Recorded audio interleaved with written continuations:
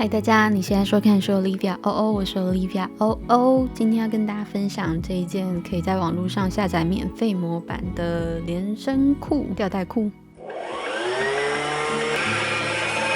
第一步就是按照它的模板把所需要的布料剪裁出来。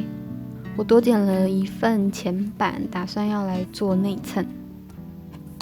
再来按照它原网站的指示，把裤子的中线左右两边结合在一起，然后再用之字形收边。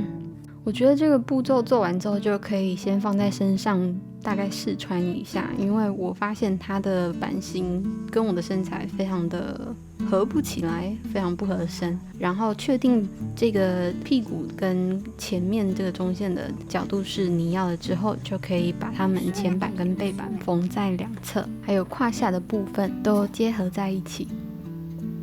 再来我们就可以做上衣的部分，把外部跟内衬正面对正面夹着肩带缝合在一起，反翻的时候就会长这个样子。这边就跟原网站的设计不一样，大家也可以去做自己想要的调整。那在缝肩带的时候，就是注意在这个角落，你不是要缝一个很尖锐的角，你是要在肩带的地方缝一个跟肩带垂直的平针。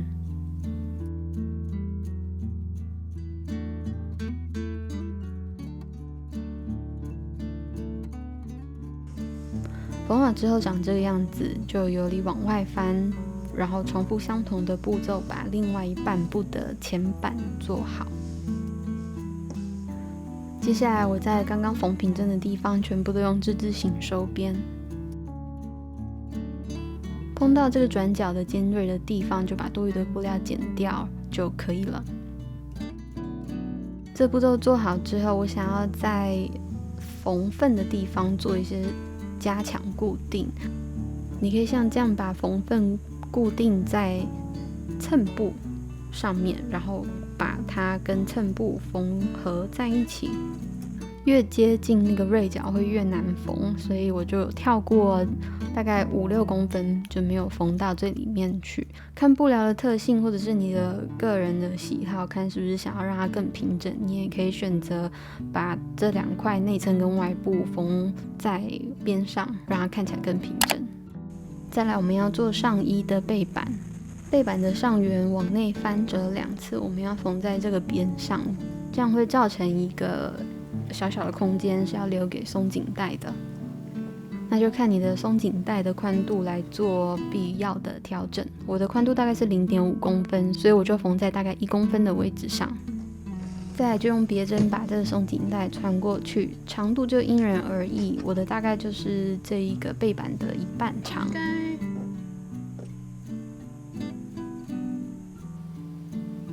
在穿进去快要见底的时候，你可以用另外一个别针来做另外一端的固定。等到穿到另外一端之后，我们要缝在这个边边。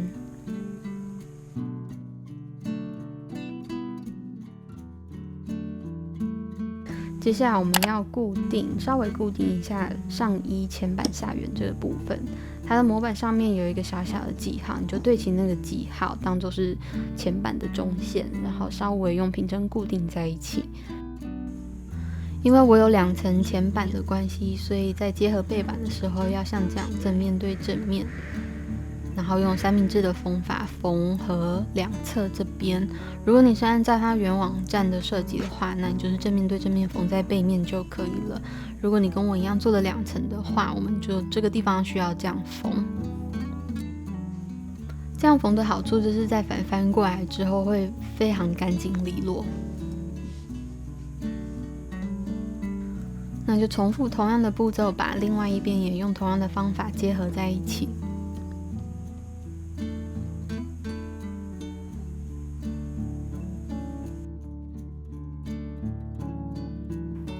上衣的部分做好之后，就可以跟裤子正面对正面缝合在一起。那因为等一下我们要在里面放一条松紧带，所以这里的缝份我留比较宽，大概是1.5公分到2公分左右。接下来用之字形收边，那记得要留一个小缺口，等一下我们要放松紧带。利用刚刚之字形留的缺口跟刚刚别针的方法，我们用同样的方法把这个松紧带穿过去绕一圈。这个松紧带的长度就因人而异，看你的舒适程度如何来做调整。那我们再用之字形把刚刚留的缺口缝合在一起就可以了。试穿一下，确定你要的肩带的位置之后，就可以把它缝在背板的上缘这里。它原本设计的肩带还蛮长的，我拿掉了大概3公分左右。它的裤子非常的短，是因为它还加了一个蕾丝的边，所以在版型上我非常的不满意。然后在试穿过后，我也不是很满意它的裤子的宽度，所以我把两侧往内缩了大概3.5公分，胯下也往内抓了5公分左右，再额外加了宽约10公分的布料，在它的裤管下缘。因为我所剩的布料不多，所以就只能用拼接的方法来做这个裤管加长的部分。拼接这个加长裤管的部分之后，正面对正面缝合在它原本的裤管上，然后用之字形收边。最后的下摆的部分，我是往内翻折2次，缝在这个边上。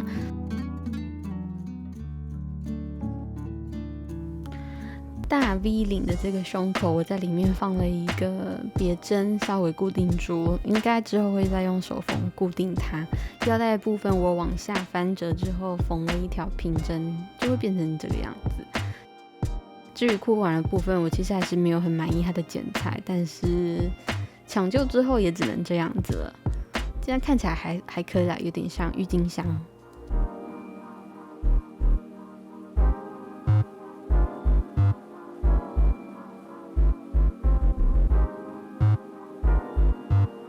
如果要再做一次的话，我想要再放口袋。那么今天这集就到这里喽，谢谢大家收看，我们下次见，拜拜。